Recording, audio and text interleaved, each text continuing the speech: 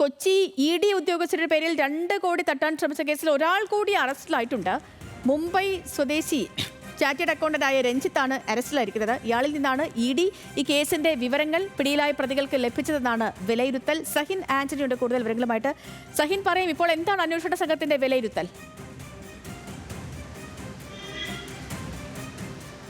സേതു EDയുടെ പേരിൽ അല്ലെങ്കിൽ EDക്ക് ലഭിച്ച പരാതിയുടെ പേരിൽ 2 കോടി രൂപ തട്ടാൻ ശ്രമിച്ച കേസിൽ ഒരാൾ കൂടി അറസ്റ്റിലായിരിക്കുകയാണ്. മുംബൈ സ്വദേശിയായിട്ടുള്ള രഞ്ജിത്ത് അറസ്റ്റിലായി എന്നുള്ളതാണ് മനസ്സിലാക്കാൻ കഴിയുന്നത്. ഇയാളൊരു ചാർട്ടേഡ് അക്കൗണ്ടന്റ് ആണ്. ഇന്നലെ പിടിയിലായ വിൽസനും ഒപ്പം തന്നെ മുരളിക്കും ED കേസുമായി ബന്ധപ്പെട്ട വിവരങ്ങൾ കൈമാറിയത് രഞ്ജിത്താണെന്നാണ് വിജിലൻസിന് ലഭിച്ചിരിക്കുന്ന വിവരം.